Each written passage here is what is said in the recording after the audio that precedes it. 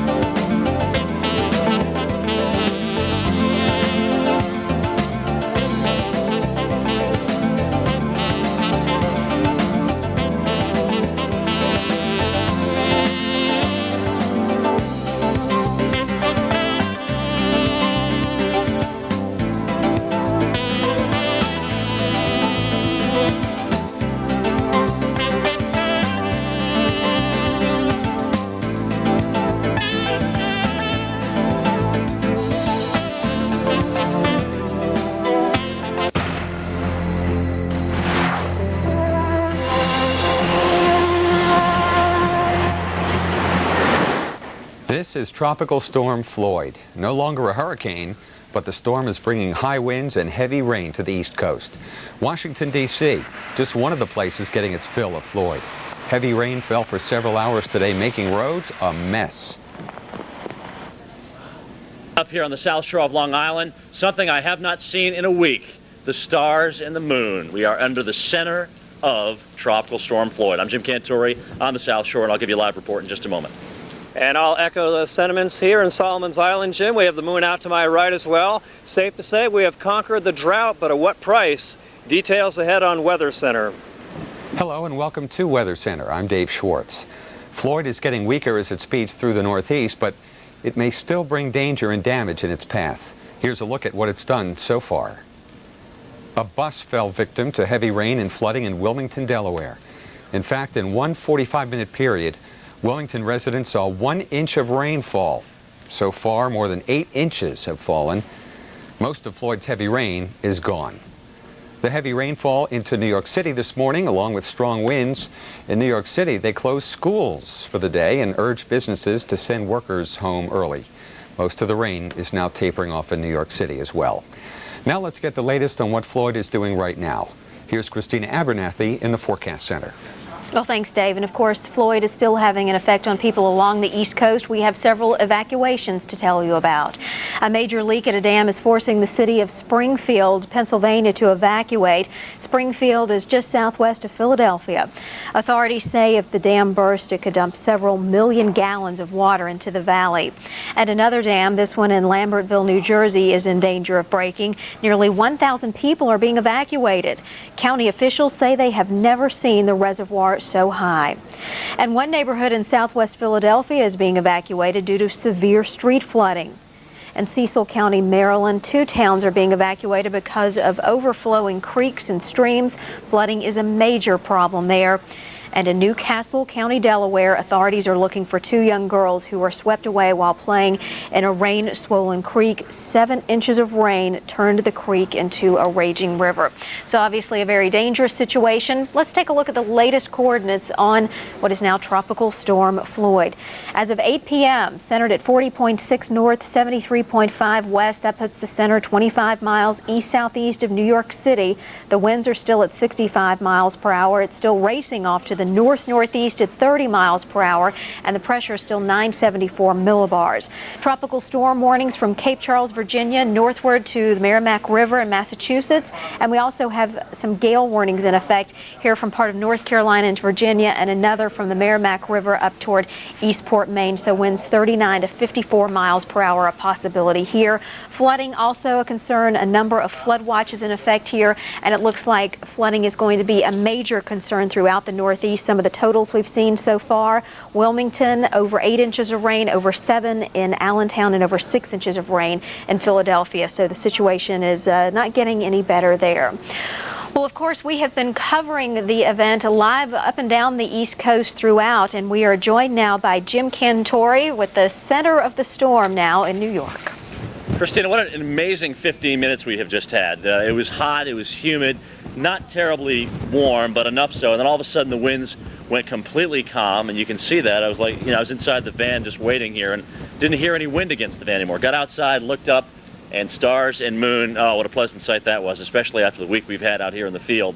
And it was hot, it was humid, and that's typical of what you're going to find in the center of a tropical system. I mean, even though the circulation center is just a piece of what it was, you still have a tremendous amount of sinking air there, so it is typically a warmer pocket. Now, we're starting to get on the west side of the storm. We had a gusty wind. Winds are out of the northwest, and it's a much more, it's a drier, it's a crisper air. It's obviously entrained some mid-Atlantic air. So again, we are on the backside of the storm now here on the south shore of Long Island, and it appears that the winds may pick up again. So folks, be careful. You're going to have a whole different wind direction if you decide to venture out here this afternoon. I want to show you some pictures of when the winds were onshore, and you can see here how the waves were pretty ferocious, has been the case. And we talked to Rich Gardino, who is the town supervisor, and he is obviously very concerned for the entire south shore of Long Island with respect to beach erosion. That is going to be a big issue with this storm. And even though now winds are out of the northwest, that still doesn't mean we're out of the woods, because that's going to help to roll up those waves, and they're still going to crash against the coastline. So that is still going to be an issue tonight. But again,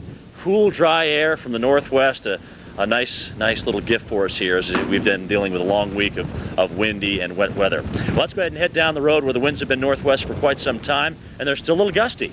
Here's Bill Keneally in the Chesapeake Bay. Bill?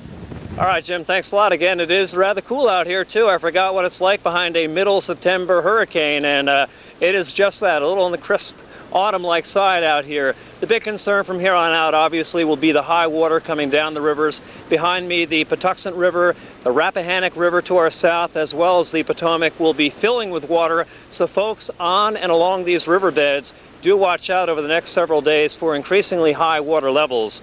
Other parameters here have been the wind. I think our top wind about 65 miles per hour, so we never quite hit hurricane strength, but we did do some damage. Show you some of the pictures shot in the area now, and the video shows trees down and also very soggy soil, and that's helping to knock these trees over. You don't really need hurricane force winds.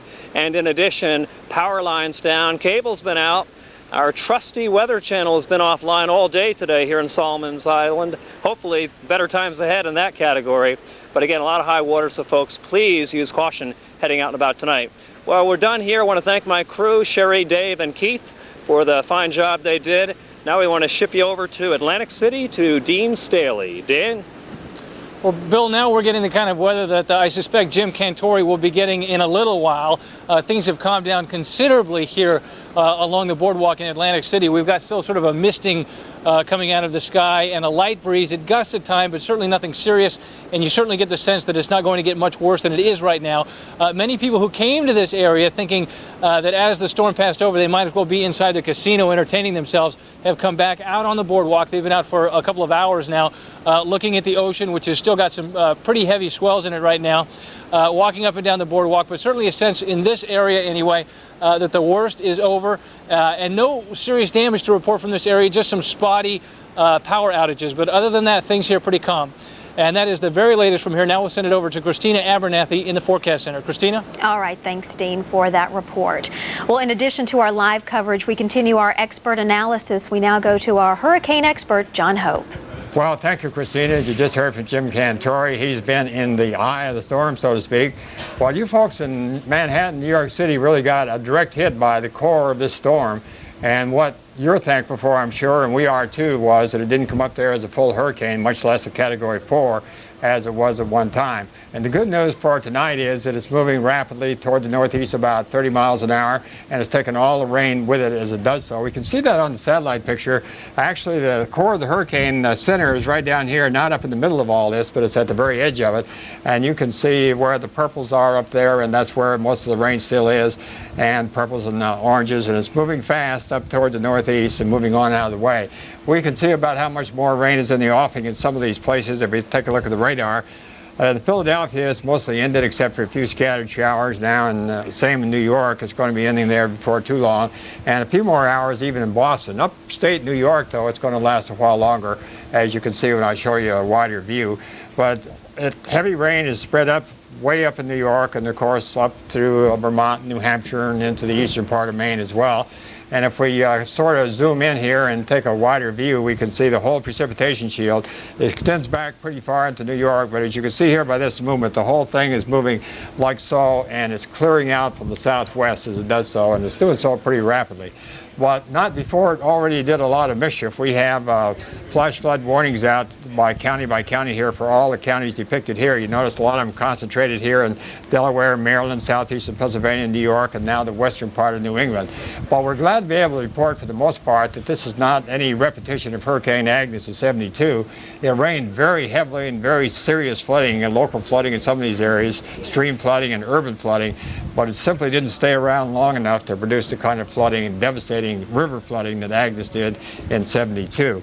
These are the wind gusts that we've had just this last hour, and I'd like to say that even though the winds in the hurricane are clocked now at 65 miles an hour, we don't see any winds anywhere near that strong, and so we believe that all the winds of 65 miles an hour or so are out over the ocean. We did have gusts, though, the last hour to about 52 miles an hour in Buzzards Bay.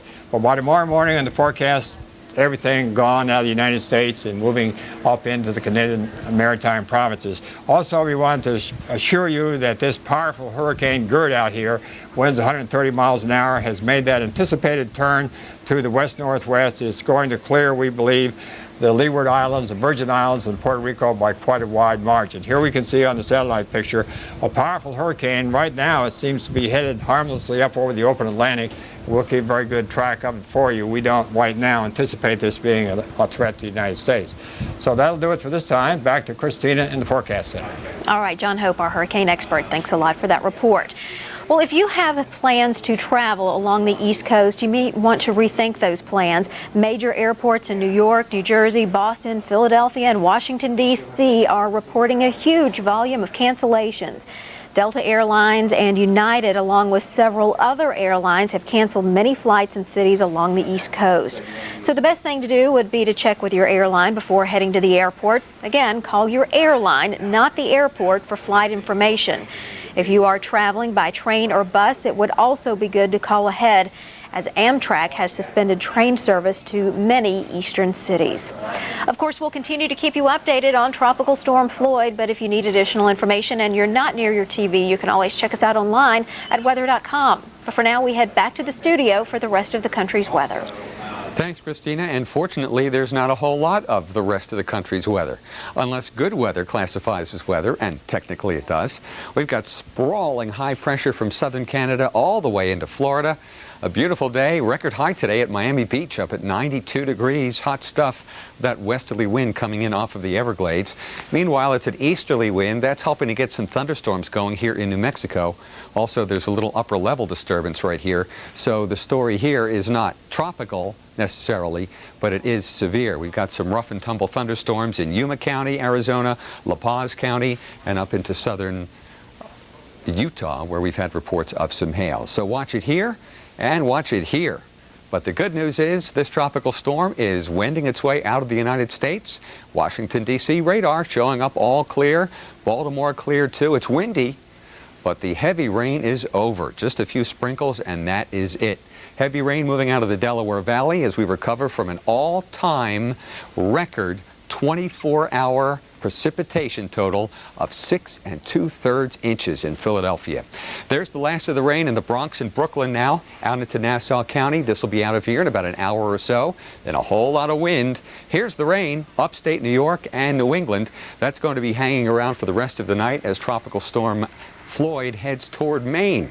Then finally out of here, just some wind in behind it, but before it finally leaves the country, locally 5 more inches in some spots in upstate New York, Connecticut, and the rest of the 6 states of New England. Look at the air in behind it. That's that high pressure sitting over the Midwest.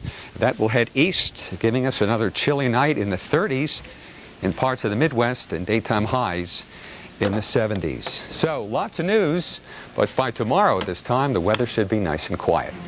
Well, just ahead, Floyd could make travel unwise along parts of the East Coast. We'll have an update on the dangerous flooding, plus conditions nationwide, next on Travel Wise. Stay tuned. Sports, the international